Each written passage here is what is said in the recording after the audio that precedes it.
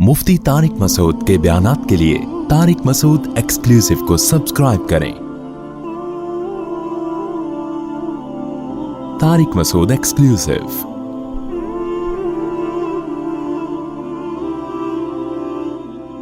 सूरह अल-हाक़्क़ा की आखिरी आयत अल्लाह ताला फरमाते हैं कि हमें मालूम है तुम में बहुत से लोग इस कुरान का इनकार करने वाले हैं, इस कुरान को नहीं मानते। व इन्नहु लहसरतुन अलल काफिरीन, लेकिन जो इनकार करने वाले लोग हैं ये कुरान क़यामत के दिन उनके लिए अफसोस का ज़रिया बनेगा। आज तो खुश हैं, कल अफसोस करेंगे। जो लोग भी किसी भी हक बात का इनकार करते हैं, अपने आप को भी बेवकूफ़ बनाते हैं, सामने वालों को भी बेवकूफ़ बनाते हैं। दुनिया में उनको कुछ पजीराई, कुछ मकबूलियत मिल जाती है, लेकिन इस आयत से हमें पता चलता है कि आखिरत में उन्हें अपनी इन हरकतों पर अफसोस होगा।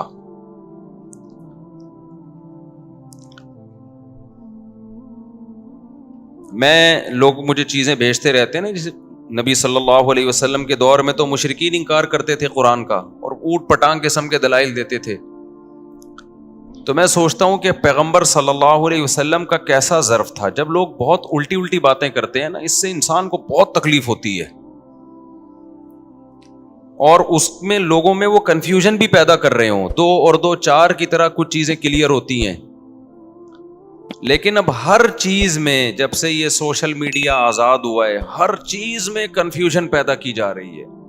वो तमाम चीज़ें जो 2 और 2 4 की तरह थी ना, उनको भी मशकूक बनाया जा रहा है। तो मैं जब ये आयतें पढ़ता हूँ, मैं कहता हूँ हमें जब इतनी अज़ियत होती है, इतना टेंशन होती है और गुस्सा भी आता है कि यार ये क्या कर रहा है ये आदमी। सहाफ़ियों को सुनते हैं, वो कैसा हक़ाइक़ को मस कर रहे होते हैं। मजहबी स्कॉलर्स को सुनते हैं, वो कैसा हकीकत को मस कर रहे होते हैं। कुछ दिन पहले एक साहब आए, उन्होंने कहा कि ये फूंकों वाली सरकार इतनी हिट हो गई, इतने बड़े बड़े ऑफिसर्स उसके पास जा रहे हैं। तो मैंने कहा ये हमारे मुल्क का हाल है कि ये एक थोड़ी ऐसे तो पता नहीं 20 लोग हैं, 20 लोग हैं। ये तो मीडिया में कुछ लोग आ गए, वरना तो जो रूहानियत और आमिलों पे मैं सुबह शाम बोलता रहता हूं, अगर मैं ना बोलता तो 4-6 लोग जो बच गए हैं वो भी जा रहे होते। 4-6 लोग जो बच गए हैं ना आमिलों के पास जाने से, 4-6 ही हैं, उससे ज्यादा नहीं है, तो वो भी जा रहे होते। तो इंसान को तकलीफ होती है कि यार तुम कोई तो बेस होनी चाहिए किसी बात की। हकाइक को कैसा मस किया जाता है। तो जब मैं कुरान की आयतें पढ़ता हूं तो कुरान में ना नबी सल्लल्लाहु अलैहि वसल्लम के लिए तसल्लियां बहुत हैं। हम जब शुरू में दर्स तफसीर पढ़ते थे मदरसे में, तो मैं बार बार सोचता था कि यार अल्लाह अपने नबी को इतनी तसल्लियां क्यों दे रहे हैं। बस एक दफ़ा बता दिया ना कि ये लोग आपकी मुखालफत करते हैं, आप सब्र करें, ये आपकी मुखालफत करते हैं, आप सब्र करें, अल्लाह फैसला कर लेगा, अल्लाह फैसला कर लेगा। ये मजमून बहुत है। तो मैं कहता था अल्लाह मियां ने इतना ज्यादा क्यों, भाई वो मुखालफत कर रहे हैं तो नबी अपना काम करते रहें। क्या ख्याल है भाई, हमारे नबी तबलीग करते रहें, वो आपको जादूगर कहें, वो आपको शायर कहें, वो आपकी बात का इनकार करें। उन्होंने मोजज़ा मांगा, नबी ने चांद के 2 टुकड़े कर दिए, उन्होंने कहा ये तो जादू है। तो आप सल्लल्लाहु अलैहि वसल्लम दावत में लगे रहें। अल्लाह को तसल्ली देने की ज़रूरत क्या है, बस एक दफ़ा दे दी।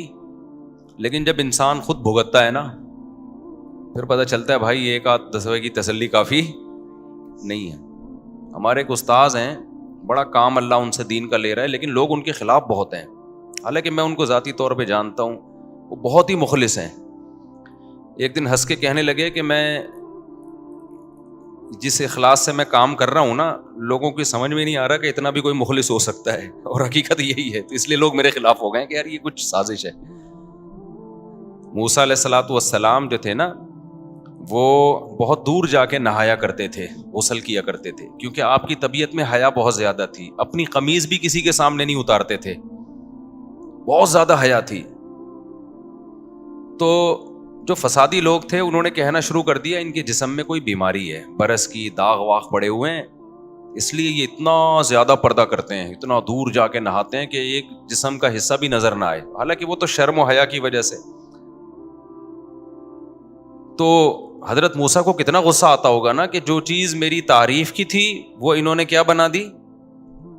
کیونکہ بنی اسرائیل کا مینٹل لیول ہی نہیں تھا کہ کسی میں اتنی حیا بھی ہو سکتی ہے کہ مرد ہو اور اس کو کرتا اتارتے ہوئے بھی شرم آئے لوگوں کے سامنے. لوگوں کا مزاج ہوتا ہے نا, بعض لوگوں کو بہت زیادہ حیا ہوتی ہے ان میں. تو اللہ تعالیٰ نے کیا کیا, اللہ تعالیٰ نے موسیٰ علیہ السلام پہ جو الزام لگ رہا تھا نا کہ ان کا جسم خراب ہے اندر سے, یہ اتنے چھپا کے رکھتے ہیں اس کو, نہاتے بھی بہت دور جا کے ہیں, کسی کو ذرا بھی باڈی نظر نہ آئے, تو اصل میں اندر سے معاملہ کیا ہے, خراب ہے, داغ واغ ہے اور کوئی بیماری ہے ان میں. اتنا زیادہ انہوں نے پروپیگنڈا کیا نالائقوں نے کہ قرآن میں اللہ تعالیٰ نے فرمایا کہ فبرأہ اللہ مما قالوا, اللہ نے موسیٰ علیہ السلام کو ان کے الزامات سے بری کر دیا. بخاری میں حدیث ہے کہ موسیٰ علیہ السلام کہیں دور جا کے غسل کر رہے تھے اور اپنے کپڑے اتار کے رکھے انہوں نے پتھر پہ, تالاب میں چلے گئے, پتھر کپڑے لے کے بھاگ گیا. بخاری کی حدیث ہے, پتھر کپڑے لے کے اللہ نے حکم دیا پتھر کو بھاگ جا بھائی تو. موسیٰ علیہ السلام باہر نکلے تو پتھر مارکیٹ سے شارٹ. موسیٰ علیہ السلام نے دیکھا پتھر آگے آگے جا رہا ہے نا, بھاگ رہا ہے, حضرت موسیٰ پیچھے پیچھے دوڑ رہے ہیں. تو پتھر حضرت موسیٰ علیہ السلام کو آبادی میں لے کے آ گیا جہاں بنی اسرائیل جو فسادی لوگ اس طرح کی بات سارے نہیں کر رہے تھے, کچھ لوگ کر رہے تھے. انہوں نے حضرت موسیٰ کا جسم دیکھا تو حدیث کے الفاظ ہیں کہ سب سے خوبصورت ترین جسم موسیٰ علیہ السلام کا. یعنی وہ حیران ہو گئے, کیا اللہ نے ان کو ایک فٹنس ہوتی ہے نا, یہ والے باڈی بلڈروں کی فٹنس نہیں جو اسپیڈ بریکر نکلے ہوئے ہوتے ہیں یہاں سے, اس کو لوگ سمجھتے ہیں کہ یہ حسن ہے, یہ کوئی حسن نہیں ہے. اللہ سب سے زیادہ پیغمبروں کو حسین بناتے ہیں. نبی صلی اللہ علیہ وسلم کا سینہ اور پیٹ برابر تھے. ایسا نہیں تھا کہ یہ سینہ نکلا ہوا ہے اور کمر بالکل یوں کر کے اور یہاں سے کٹس اور یہاں سے کٹس. یہ تو میں کسی باڈی بلڈر کی مذاق نہیں اڑا رہا, لیکن یہ کوئی نیچر نہیں ہے. یہ تو عجیب سے باڈی ہوتی ہے. تمیز کا آدمی ہونا چاہیے, پیٹ نہ نکلا ہوا ہو, ہائٹ ہو, سینہ تھوڑا چوڑا ہو, اس کا گول سے بازو ہو, اس کو فیٹ ویٹ نہ ہو, یہ یوں کر کے جو سینے لٹک رہے ہوتے ہیں لوگوں کے, تو نارمل ہونا چاہیے. یہ تمام پیغمبروں کو اللہ نے حسن و جمال دیا ہے, مضبوط تھے وہ تمام پیغمبر. موٹی اسکن نہیں ہونی چاہیے جیسے ہوتا ہے نا آج کل اتنا, جیسے لوگوں کے بعض لوگوں کے, سب کی بات نہیں. تو موسیٰ علیہ السلام کا جب انہوں نے جسم دیکھا تو انہوں نے کہا کہ اس سے زیادہ خوبصورت تو کوئی ہو نہیں سکتا. تو قرآن میں اللہ نے کہا کہ اللہ نے بری کر دیا موسیٰ کو اس الزام سے. لوگوں نے کہا بھائی یہ حیا ہے ان میں. اب وہ تو پیغمبر تھے, اللہ نے بری کر دیا, لیکن اللہ ہر ایک کو تھوڑی اس طرح الزام سے بری کرتا ہے. تو میں نے طلبہ کو ایک بات کہی, میں نے کہا دیکھو اس دور سے یہ فسادی لوگ ہر عمل کی الٹی تعویل کرتے ہیں, ہر عمل کی الٹی تعویل. آپ کوئی بھی اچھا کام کرو کیڑے نکالیں گے بیٹھ کے. ہمارے جامعۃ الرشید میں تو ایسا بہت ہے. جامعۃ الرشید جب کوئی کام کرتا ہے نا, ابھی یعنی 14 اگست منا رہا ہے تو اب یہ حکومت کے پٹھو ہیں, یہ حکومت کو. میں نے کہا یار ان کا حکومت سے کیا لینا دینا, ملک کی محبت پیدا کرنے کے لیے کر رہے ہیں, ملک تو ہم سب کا ہے نا. تو کچھ اچھا سوچ لو, بولے یار ملک کے لیے کر رہے ہیں تاکہ ملک بچے. ملک, ہمارے جامعۃ الرشید کے بڑے ایک بات کہتے ہیں کہ ملک اگر گیا نا تو نہ اس کا فوج کو کوئی بڑا نقصان ہوگا, نہ عدلیہ کو کوئی بڑا نقصان ہوگا, نہ اسٹیبلشمنٹ کو کوئی بڑا نقصان ہوگا, نہ ہمارے سیاسی لیڈروں کو. یہ سب ان میں جو بڑے بڑے لوگ ہیں پتلی گلی سے نکل جائیں گے. پسیں گے ہم, سب سے پہلے دینی مدرسے پسیں گے, پھر اس کے بعد عوام پسے گی, اور جو متوسط طبقہ ہے نا ایسی لاشیں بچھیں گی جو آپ کو پتہ نہیں ہے. جب ملکوں میں بغاوتیں کامیاب ہوتی ہیں یا بغاوتیں ہوتی ہیں یا دوسرے ملک حملے کرتے ہیں تو ہوتا کیا ہے, سمجھتے ہو کہ نہیں سمجھتے؟ تو ایک چیز کو اچھا وے میں سوچ لو کہ یار شاید یہ, لیکن ہر چیز کو قوم کا مزاج, اور یہ صحافیوں نے جو آ رہے ہیں ٹیلی ویژن پہ, جو مختلف اینکرز آ رہے ہیں, کچھ اچھے بھی ہیں لیکن ایسی کھچڑی پکا دی ہے جب ہم سنتے ہیں نا تو نیندیں اڑ جاتی ہیں. جس کے دل میں تھوڑا سا بھی درد ہوگا وہ تو سوچے گا نا یار یہ قوم کو کدھر لے کے جا رہے ہو.